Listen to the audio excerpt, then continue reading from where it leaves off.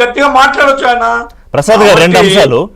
ఒకటి, సరే ఆయన అసెంబ్లీకి మనం ఎంత చెప్పినా కూడా ఎవరో కామెంట్ పెట్టారు, మీరు బతిమాలుకోండి జగన్మోహన్ రెడ్డి అసెంబ్లీకి రమ్మనని. ఓకే, ప్రజాస్వామ్యంలో తప్పులేదు, బతిమాలడం కూడా మంచిదే, ప్రజలకు మంచి జరుగుతుందంటే అదేం ప్రాబ్లం లేదు. కానీ ఆయన రాడు, అది పక్కన పెట్టండి. ఇప్పుడు సబ్సెక్టర్ ప్రసాద్ గారు రెండు విషయాలు. ఒకటి, ఇందాక గఫూర్ గారు అన్నది సరే, ప్రొటెక్షను రాజకీయ కారణాలు ఏదన్నా ఉండొచ్చు, కానీ జగన్మోహన్ రెడ్డిని అసలు టచ్ చేయొద్దు అనే స్థాయిలో కూటమి ప్రభుత్వానికి ఏదో ఇన్స్ట్రక్షన్స్ ఉన్నాయి అనేది ఒక చర్చ. అది మీ విషయంలో మీ దృష్టికి కూడా వచ్చే ఉంటుంది. రెండోది, ఈ గ్రూప్ 1 అక్రమాలకు సంబంధించి సరిగ్గా ఈ టైమింగ్ దాన్ని కూడా కొంతమంది క్వశ్చన్ చేస్తున్నారు. ఈ డిఎస్సి మీద వైసీపీ చేస్తున్న టైంలోనే గ్రూప్ 1 అరాచకాలకు సంబంధించి బయటికి రావడం, సిట్ నివేదిక ఇప్పుడు రావడం, దాని మీద చెప్పండి రెండింటి విషయాలు.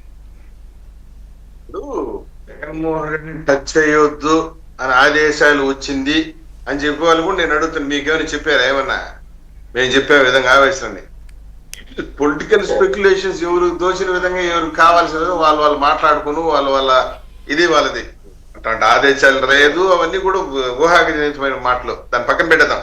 That is not at all a point of discussion. ఇప్పుడు మిథున్ రెడ్డిని ఎత్తేసాము, చెవిరెడ్డి భాస్కర్ రెడ్డిని ఇంకొకరిని అరెస్ట్ చేసుకుని పోతున్నాం కదా, తప్పు చేసిన ఎవరిని వదిలిపెట్టడం లేదు. రేపు పొద్దున జగన్మోహన్ రెడ్డి విషయంలో కూడా అదే జరుగుతుంది. సరే, గ్రూప్ 1కి వస్తాం. సిట్ 138 పేజీల నివేదిక. భారతదేశ రాజకీయాలలో ఏ ఎగ్జామ్ కూడా ఇంత దారుణంగా, ఇంత దరిద్రంగా ఏ రాష్ట్రంలో కూడా ఉద్యోగాల్ని, అది కూడా గ్రూప్ 1 ఉద్యోగాల్ని రైతు బజార్లో కూరగాయలు అమ్మినట్టు ఎక్కడ కూడా అమ్మిన దాఖలాలు లేవు.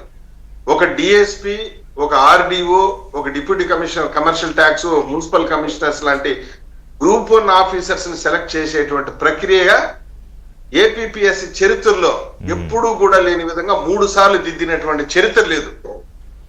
అవును, 3 సార్లు దిద్దారు. డిజిటల్ కరెక్షన్, డిజిటల్ వాల్యుయేషన్ అనేది ఎప్పుడూ లేదు ఏపీపీఎస్సీ చరిత్రలో. డిజిటల్ కరెక్షన్ ఒకసారి, మాన్యువల్ కరెక్షన్ 2 సార్లు కాదు. ఇప్పుడు దాంట్లో డీటెయిల్డ్ గా చర్చ ఒకసారి చేద్దాము. నేను అనేది ఏంటంటే, ఇప్పుడు వాళ్ళు అడుగుతున్నారు కదా టైమింగ్, అంటే డిఎస్సి అక్రమాల గురించి మేము అడుగుతున్నాం కాబట్టి గ్రూప్ 1లో బయటికి తీసుకొచ్చారు అనేది. నేనేమంటానంటే, సిట్ నివేదిక 138 పేజీలు ఇవ్వడానికి ఇన్ని రోజులు పెట్టింది.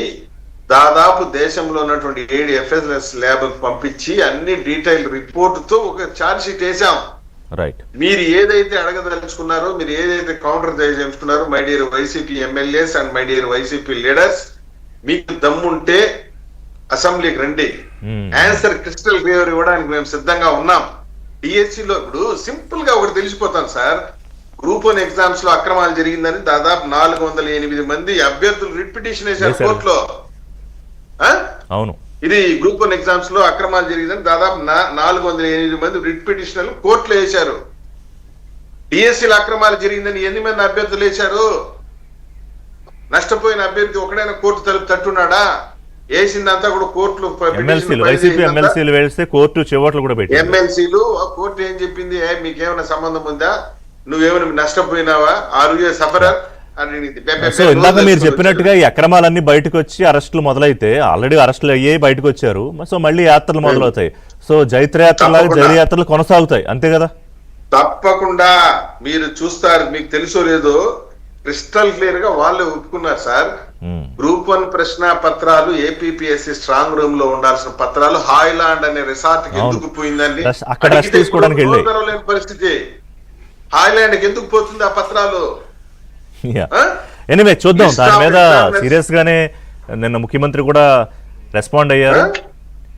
ఏం జరుగుతుంది? ఇంకొక ముఖ్యమైన విషయం ఏంటంటే 452 మంది యూనివర్సిటీ ప్రొఫెసర్స్ జాబితాను రెడీ చేస్తే ఒక్కరంటే ఒకడు కూడా పోయి ఆ పేపర్లు దిద్దలేదు సార్.